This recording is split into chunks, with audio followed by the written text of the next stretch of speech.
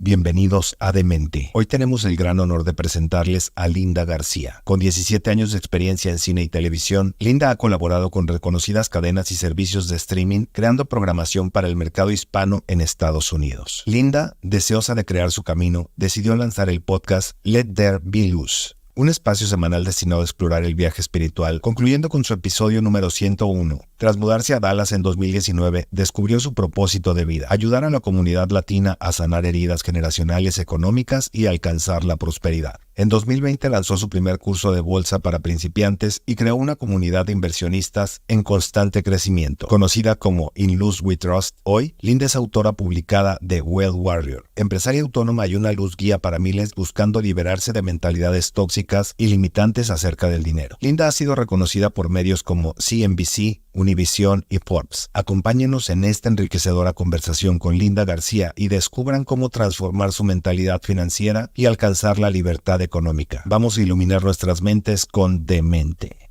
Bienvenida, Linda García. Hello everybody, Mauricio Garcia here with another episode of the Demente podcast. Today we have Linda Garcia. Thank you so much for making the time to join us today. Have a conversation. How are you?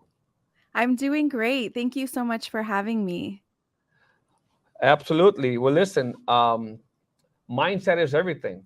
And I was listening to a lot of your social media posts and reading your bio and just everything that you've gone through, which explains a lot about, your passion for what you're doing in terms of wanting to educate the Latino community in terms of how to leverage the stock market, right? And how to really conquer their financial goals through investing. But I want to today focus mainly on the mindset. Like if we go back, I did read that you stopped living with your parents, and I don't know how deep you want to go into this but I know that sometimes these are the things that create those emotional stirs in people, right? That it ignites many different things. So you stopped living with your parents, right? You became mom at age of 14. Yeah, stopped living with my parents at 12 and became a mother at 14. Mm-hmm. Yeah. So how much of that did you think played into who you are today? It's interesting because that, of course, had a heavy way of shaping me. But I mean, if I reflect on who Linda was even before that, I feel like I was already showing up in the world. Just to give you a really quick example, because I think this really demonstrates who I am at the core, is my parents are very Catholic heavy. My mom was extremely Catholic. Every Sunday we go to church, and then sometimes she would go on Wednesdays. And when it was time to do my CCD, to go to CCD to do my first communion, I already was a very deep thinker. And after a couple of CCD classes, I came home and told my mom that I was not going to do my first communion, that this was not for me. And she was like, you can't decide. Like, this isn't up to you. And I'm like, according to what I understand, it is my decision to have my first communion. And so I want to exercise not doing it. I disagree in some of the core beliefs, and I want to explore things my way. This was in 6th grade. And my mom was like, she tried to fight me on it. And I think she really met me that day. She really understood I'm not going to be able to, quote unquote, control or make decisions for her. She's going to make decisions on her own. And so I did not do my first communion out of a decision that I made when I was in 6th grade. So I think that already really set the tone.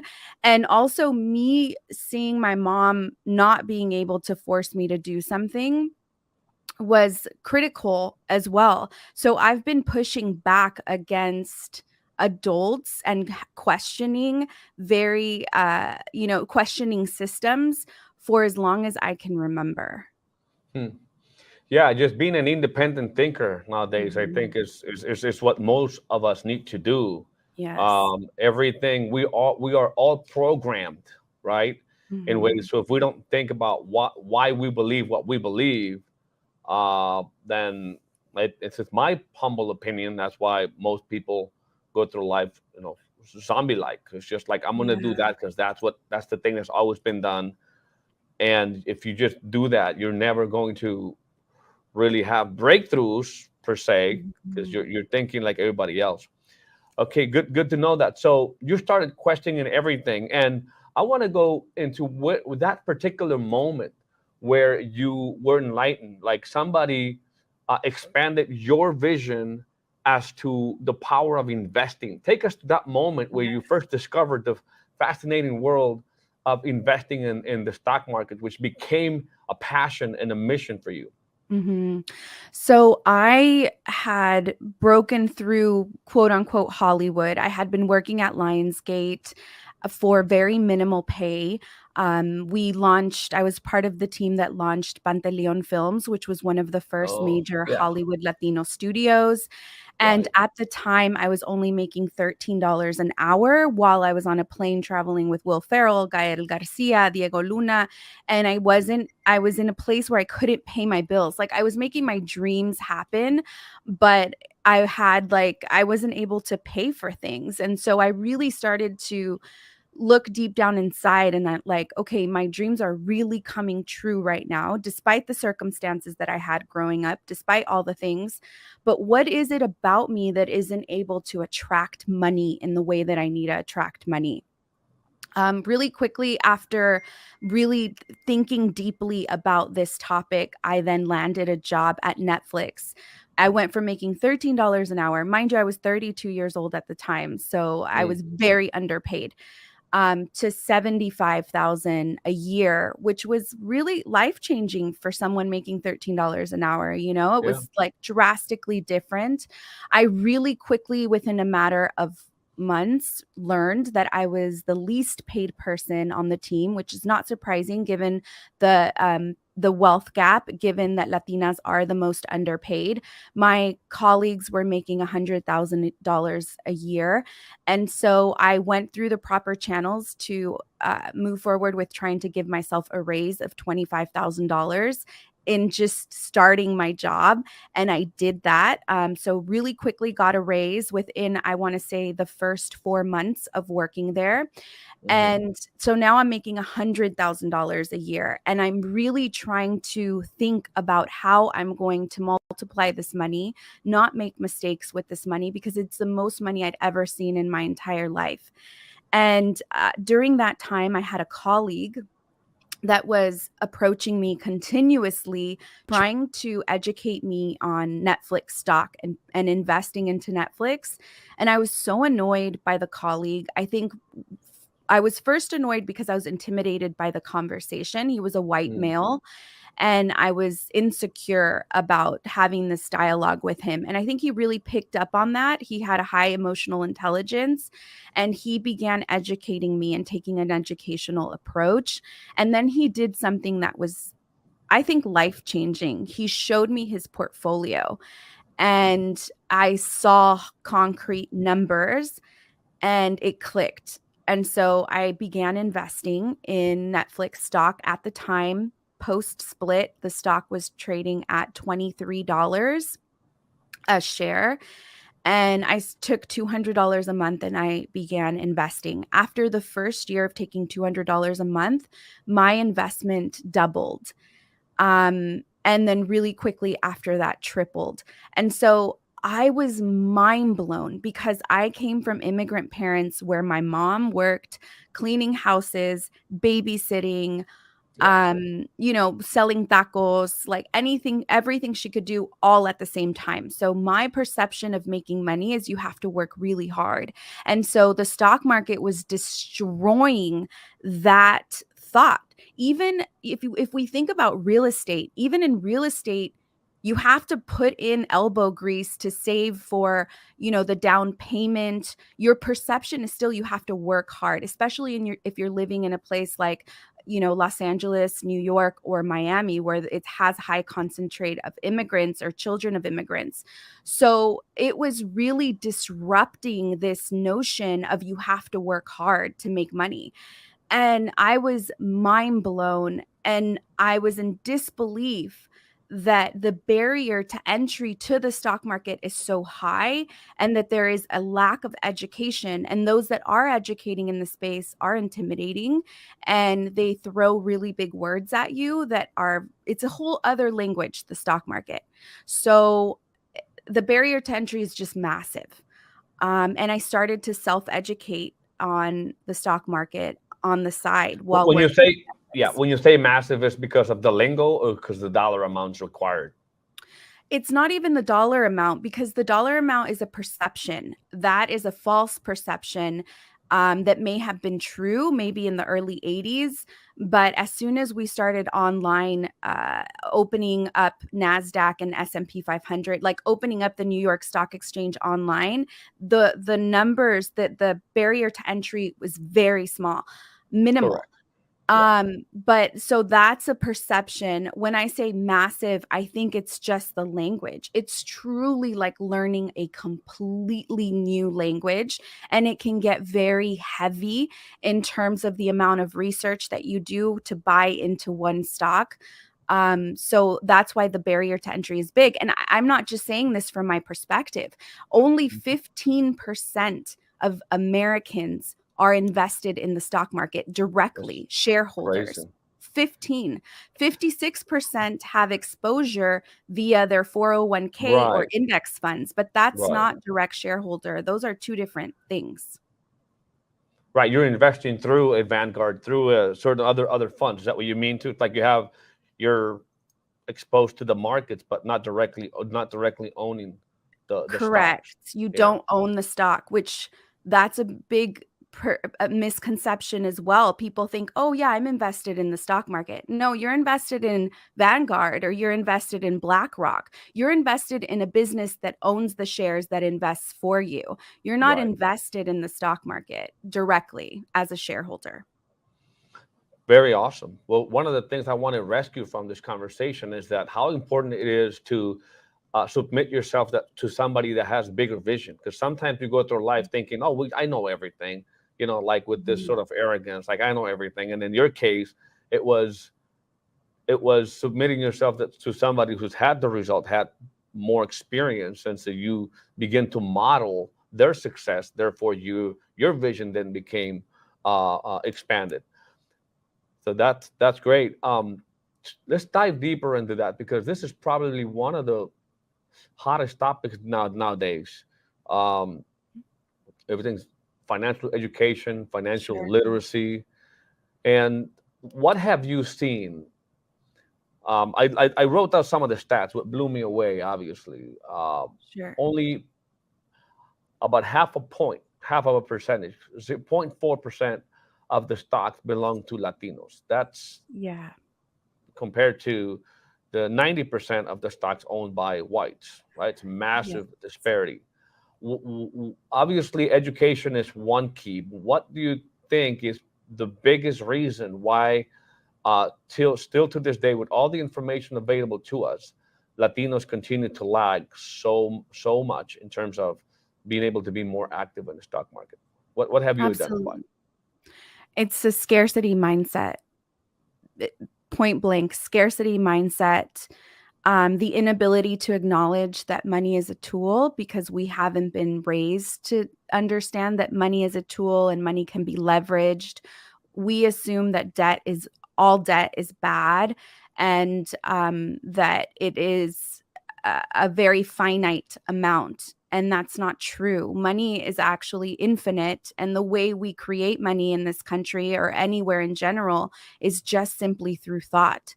And so if the thought is constantly, I have to work hard for money, I'm not good with money, money comes hard to us as communities of color, then that is the result that we'll see. And so the evidence of that is the strongest evidence that we have in communities of color. So it's really hard to think outside the box, right? It goes back to, I'm not going to do my first communion. This isn't for me as an individual. Like, to push up against Catholicism for me and my culture is a really big thing. It's a big hurdle you have to overcome. And so I think that the ability to process that and overcome other hurdles, it mirrors it. It's the same. We're so in our culture and in our way of thinking. And unfortunately, for so many of us, it's a very small way of thinking. Yeah. Do you think how much of it do you think has to be the income people make? I'm going to be really honest here, and I think it's going to sound controversial, but I think that income is a byproduct of our limited thinking. So just to give you an example, while I watched my mom work multiple jobs, my dad also work very hard. His brother, on the other hand, had an entrepreneur mindset, and his wife had an entrepreneur mindset. So I got to experience entrepreneurship via my aunt and my uncle, and their lives and the exposure that they had to money and experiences in life is completely opposite direction of my parents, where I got to see a lavish lifestyle via entrepreneurship. And we're talking about two men that had the same exact upbringing, but had a different way of thinking and exercising their personal power. Because my dad was also very inventive. Like, he could problem solve. He had the mind of an engineer. If something was broken, my dad could think of ways to fix it, except for my uncle would capitalize on the way he could problem solve, versus my dad that would just use his mental brain power inside of our home versus selling it outside of the home. And so I think while it may be easy for us to rest in the idea that we are underpaid and that there are real limitations that the outside system in this country projects onto us, there's something so much more powerful within, that is our brain, that can connect to higher consciousness and develop capital in different ways. But if we don't believe that, or we don't understand how to access it and capitalize on it, then we could succumb ourselves to the reality of, well, we are underpaid and we don't have the resources. Or we can, seek those resources. There's the internet and a vast majority of places where we can teach ourselves to do things. Absolutely. Well, you're really speaking high level stuff here. In terms of entrepreneurship, the stats are out there, right? 90+% of entrepreneurs fail. I don't know, we're not talking about trading here, but you can look at your stats. 90+% of traders trying to make money, which I know that's not necessarily what you mean in terms of owning the stocks, but where the fear is coming from for people not leveraging the two biggest powers and two biggest levers that you're talking about right now, which is the financial markets, and number two, entrepreneurships, right? Entrepreneurship to increase your income. It has a higher chance to do that. And then the financial markets to have your money work for you. Yeah, go ahead. Sorry. No, I'm saying still there's some fear behind that because of the stats, right? The failure rate's so high. Yeah. Yeah. If you think about investing in the stock market, what you're investing in is entrepreneurship. If we think about what we're investing, it's us investing in publicly traded companies, right? So it's still investing into a form of business, which I think we disassociate ourselves from. And what makes it, I think, even worse is that we're so loyal to these companies as consumers, right? When we don't go to the Apple store and I'm so afraid to buy an Apple phone. What if the Apple phone fails on me? What if, what if I lose all my money on this Apple phone? We don't think twice. We're loyal to the products. We use the products because we know how effective they make us in our day-to-day lives and how we're mostly dependent on them. And so what I'm offering here is that in the same way that you're loyal to these brands, that not just us, not just I am dependent on, and possibly not just the person that's listening, but all of us collectively as a whole, then wouldn't it make sense to own a part of the company?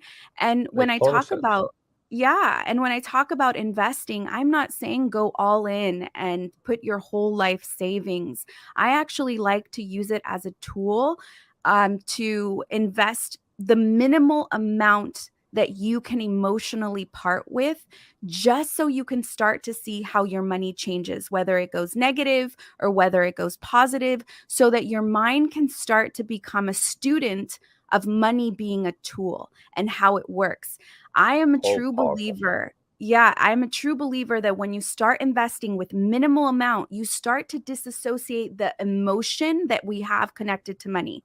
Like, we have so much emotion when it comes to money. And when you're emotionally attached to one of the most powerful tools, it is impossible to use it as a tool, because you see it as like an extension of your arm or an extension of your brain, an extension of your well-being. And it is not any of that. It's meant to aid your arm. It's meant to aid your well-being versus it being your arm or your well-being.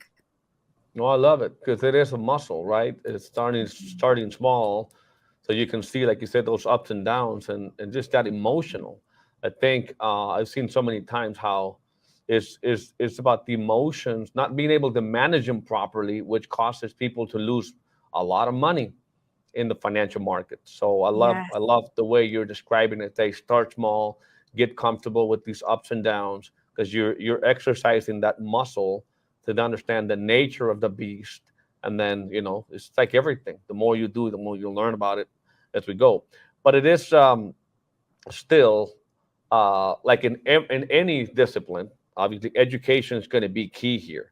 And I think that's what you try to do with your book, which I love. I love the title is The Wealth Warrior, which I'm curious to know, why warrior? Why not the wealth? I don't know, wealthy people. Just for the lack of a better title. I'm horrible with that. But why the word warrior in the book title? Sure. Well, warrior has very layered symbolism for me.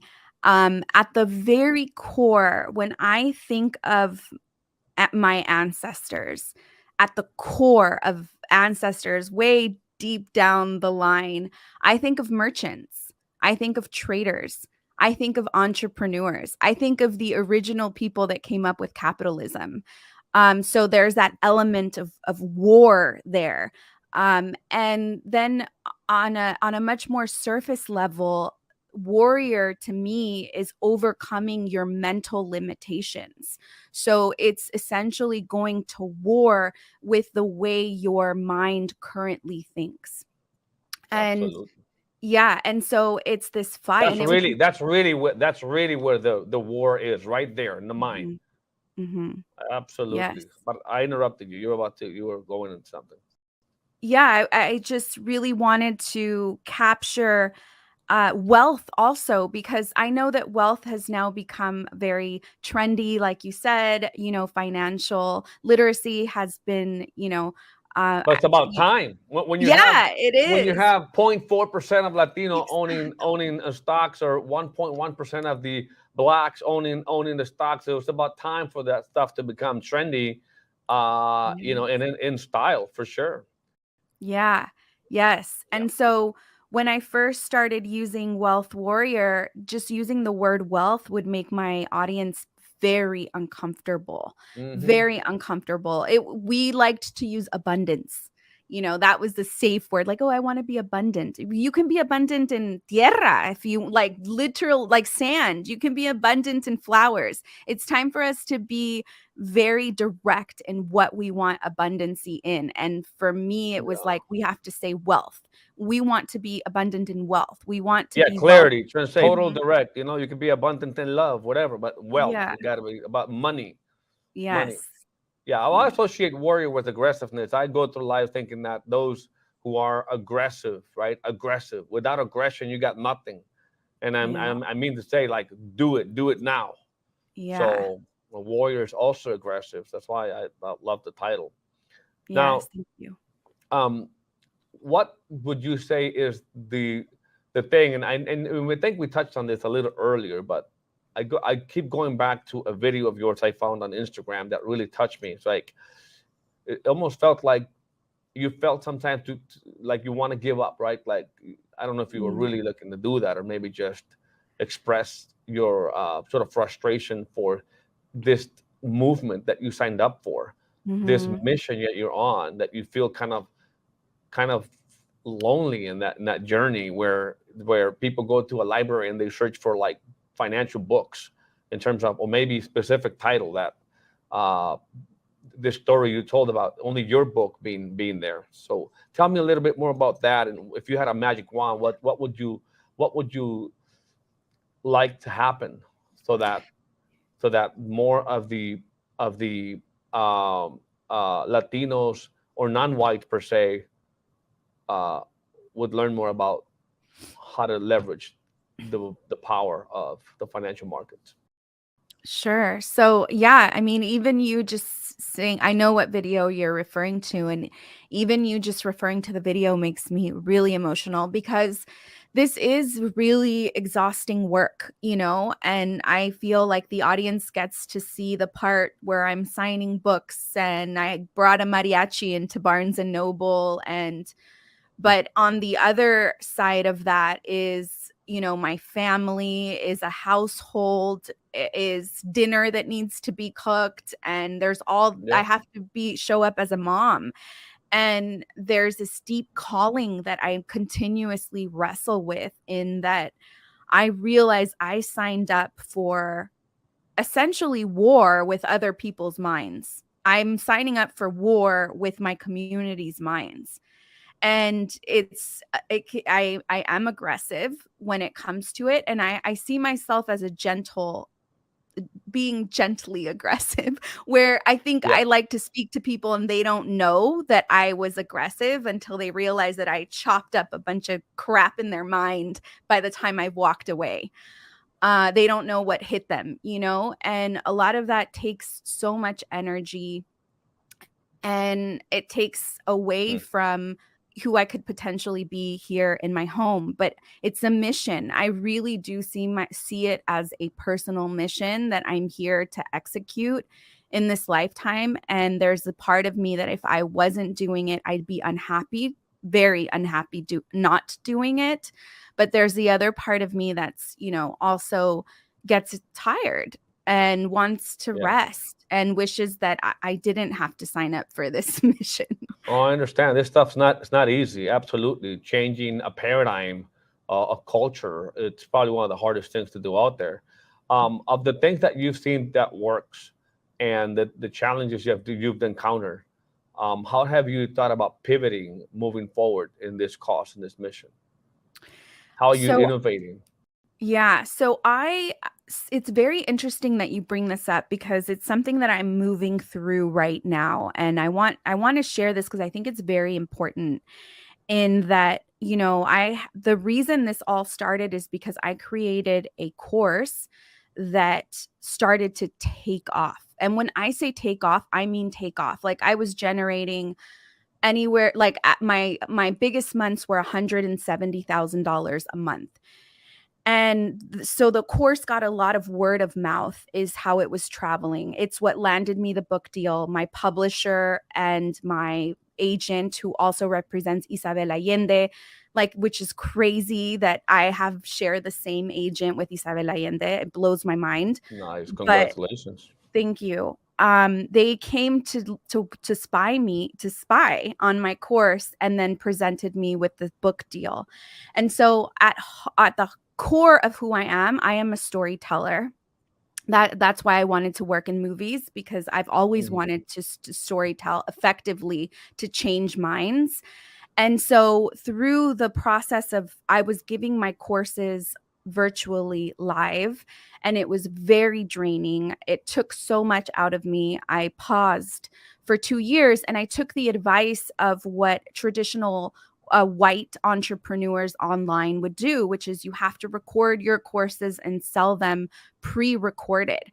And during those 2 years, I was busy writing the book and doing other things. So it was fine. It was working. But the amount of revenue that was coming in from that was nothing compared to doing it virtually live, which meant that I was 10 hours with students, 5 hours one day, 5 hours the next day.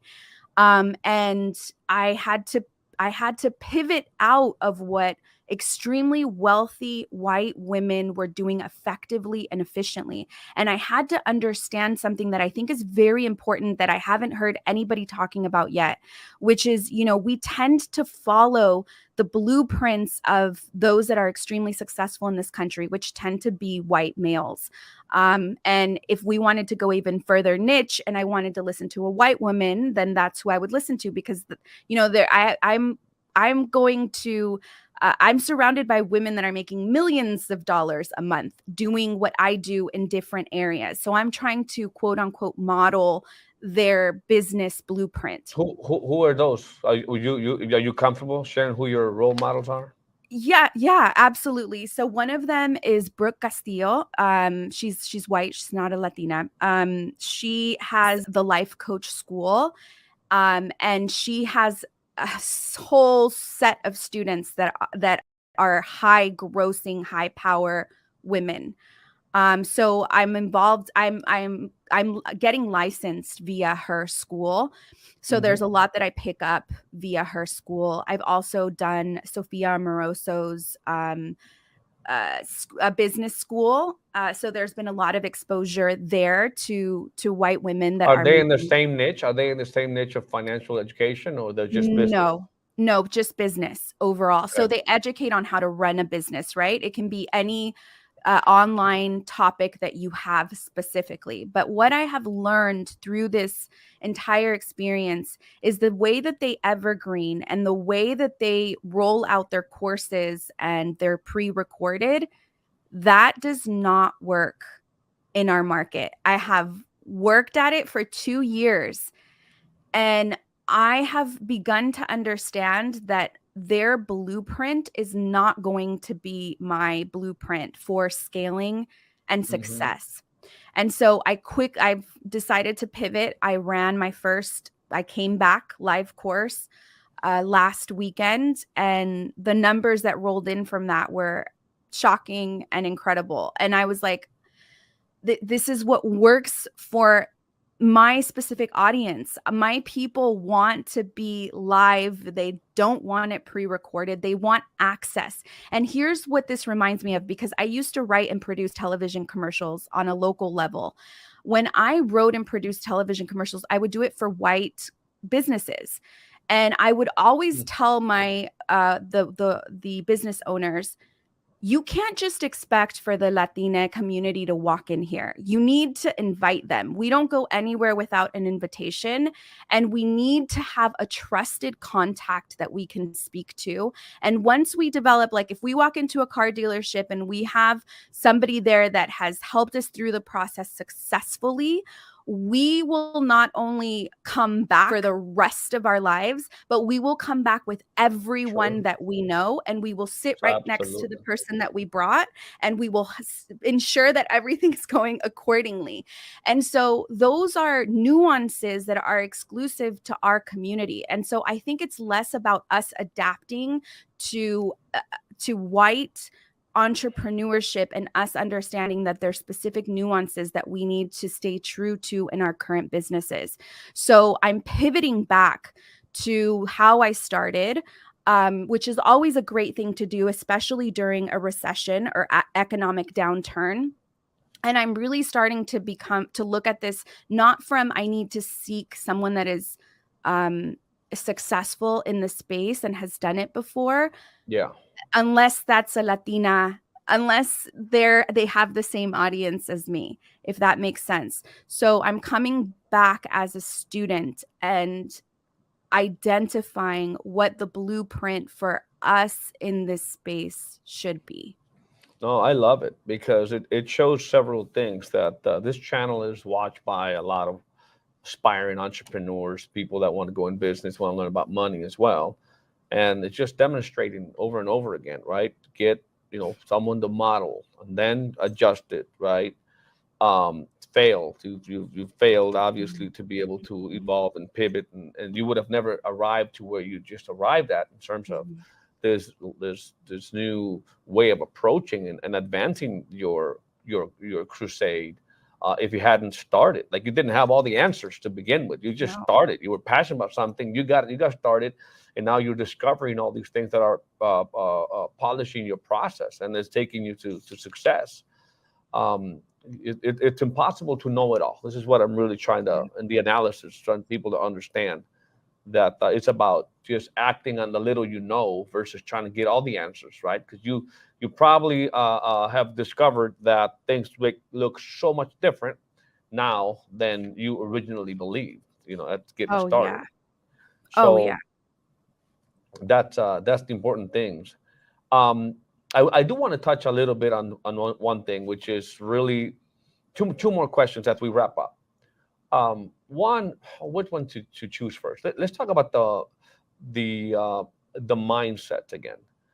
Can you identify some of the ways of thinking you had 5 years ago, like who Linda was in terms of her mindset that was limiting her to where Linda is today, that has allowed her to grow? If you could go back, because some people will identify and will feel, maybe this will sound redundant, but they'll identify, hey, wait, that's sort of the way I'm thinking, and kind of challenge them like it was challenge you to have those paradigm shifts and those conversions. Sure. So a few things here. First of all, Linda 5 years ago would have cringed at the idea that wealth is a value. I did not believe that wealth is a value. And there might be people that are listening to this right now and cringing at the idea that I do believe wealth is a value. It's one of my top values.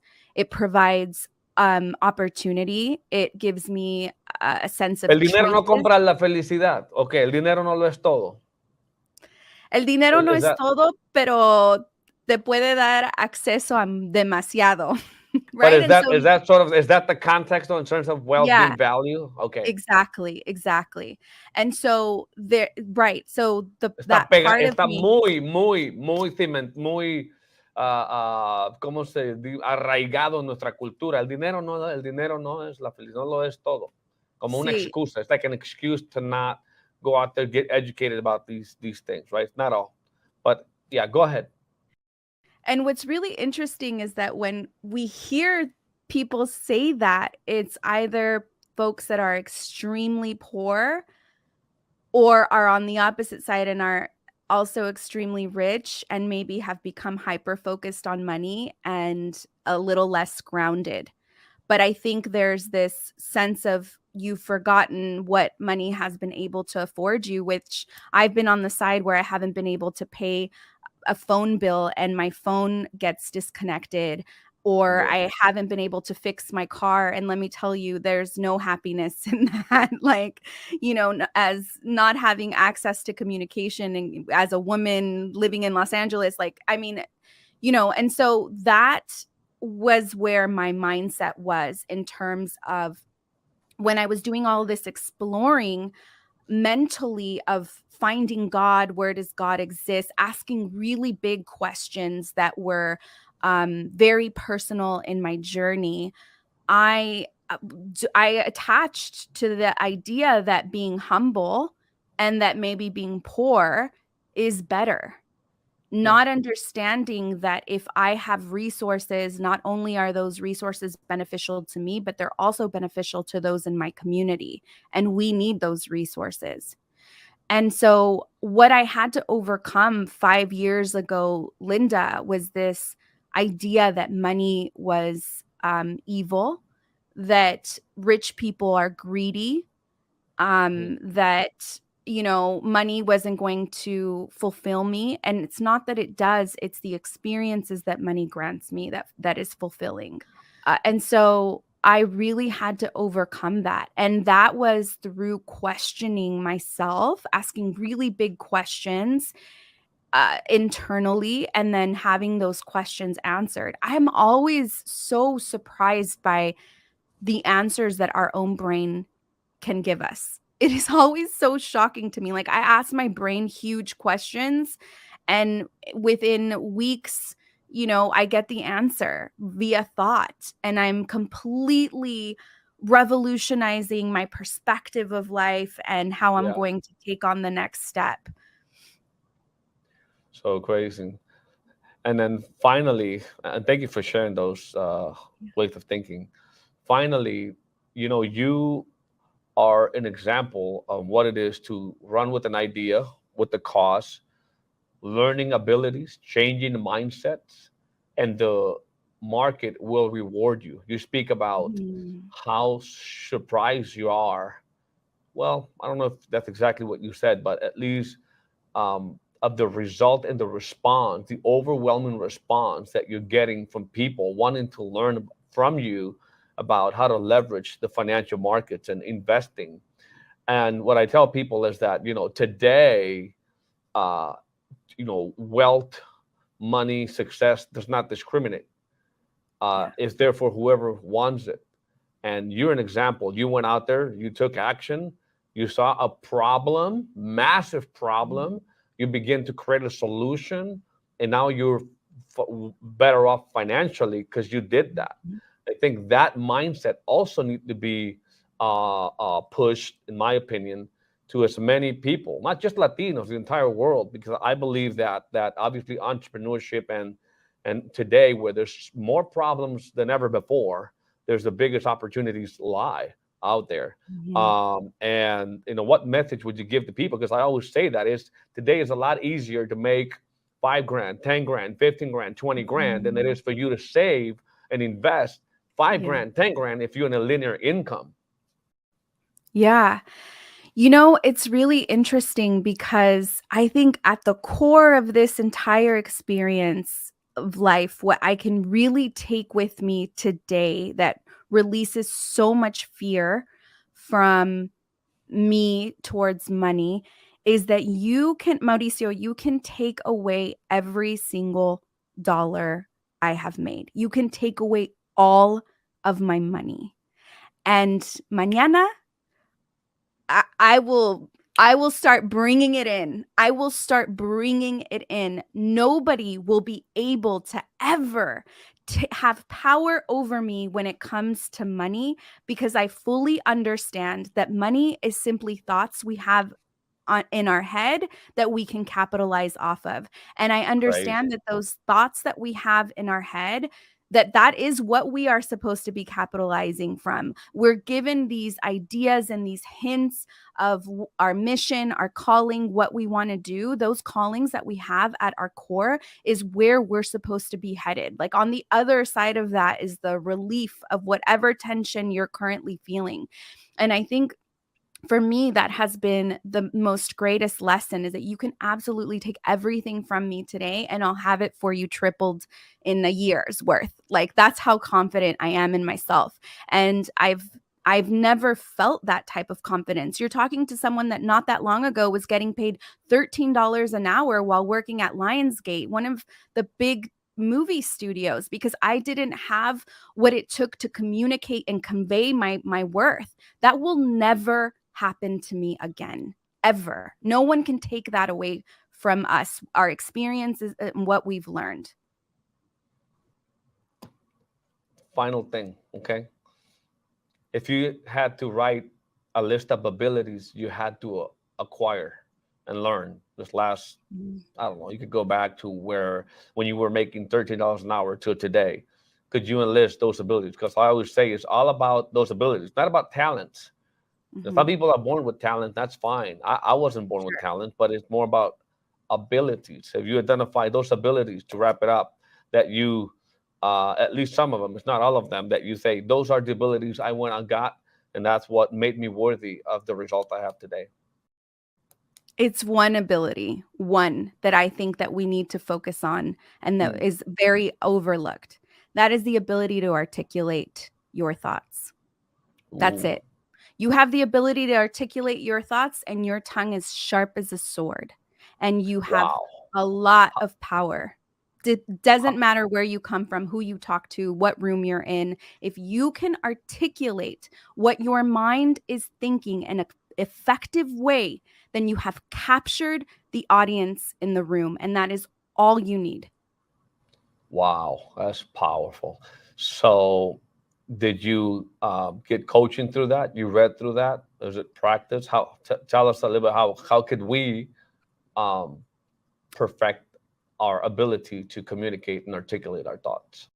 Yeah, I wish I could say it was from coaching I've received or something that someone else taught me. It was a process of beginning to read a lot of books. I started reading many books so that I could hear different perspectives and how different perspectives were communicating. And the second was questioning the ideas in my household, right? So I talked about that, doing it very early on. The sooner we can start questioning, the better we can begin to really think. I talk about asking your brain questions and receiving answers. All of that is part of articulation.